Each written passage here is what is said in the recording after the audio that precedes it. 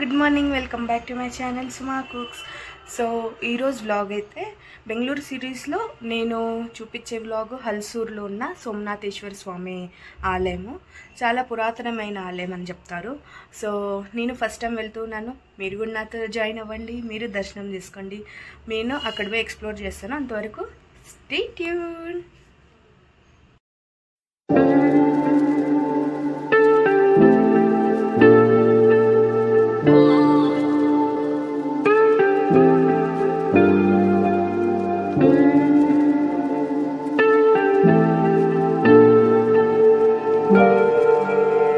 పరమశివుడు 5 విభిన్న నామాలతో కొలువై ఉన్న క్షేత్రమే ఈ హలసూరు సోమేశ్వర ఆలయం. అయితే ఈ గుడిలో ఒక్కసారికే 5 లింగాల్ని దర్శించుకోవచ్చు. సోమేశ్వర ఆలయానికి ఉన్న స్థల పురాణం ఇప్పుడు తెలుసుకుందాం రండి.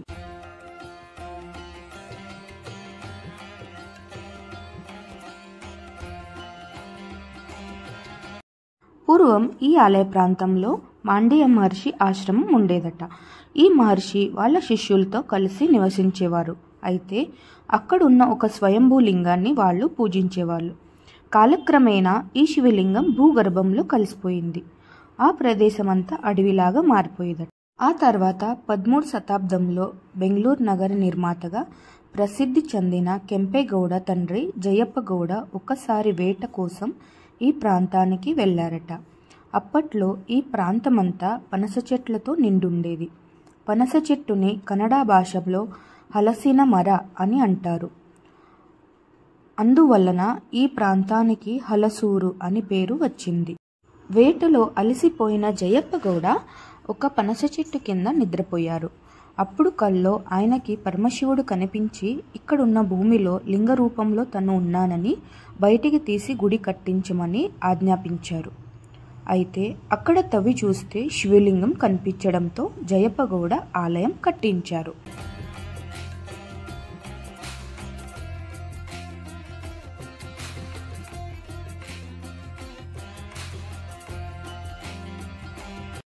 అయితే ఇక్కడ ఉన్న లింగమే సోమేశ్వర లింగంగా విరాజిల్లుతుంది. తర్వాత కాలంలో సోమేశ్వరుణ్ణి కొలిచిన భక్తులు ఆలయ ప్రాంగంలోనే అరుణాచలేశ్వరుని, భీమేశ్వరుని, నంజుండేశ్వరుని, చంద్రమౌళేశ్వరుని ప్రతిష్ఠించి పూజించసాగారు. అలా ఒకే దేవాలయంలో 5 విభిన్న నామాలతో శివలింగాలు ఇక్కడ దర్శించుకోవచ్చు.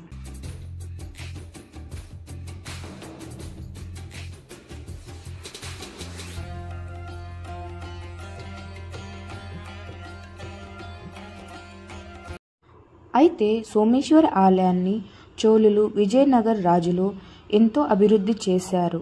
అందుకే ఇక్కడున్న శిల్పాలు చోళుల శైలిలో, మరికొన్ని విజయనగర శైలిలో మనకి దర్శనమిస్తాయి. అయితే ఇక్కడున్న ప్రాంగంలో కొన్ని శిల్పాలైతే మహాశిల్పి జక్కన్న వంశీయులు చెక్కారని చెప్తారు.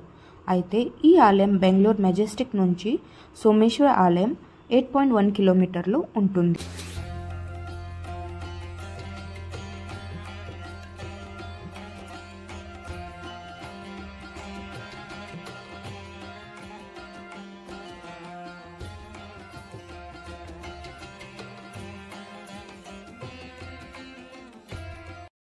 ఇక్కడికి హల్సూర్ మెట్రో కూడా అవైలబుల్ ఉంటుంది. అయితే హల్సూర్ మెట్రో స్టేషన్ నుండి ఈ ఆలయం 290 మీటర్స్లో కొలువై ఉంటుంది.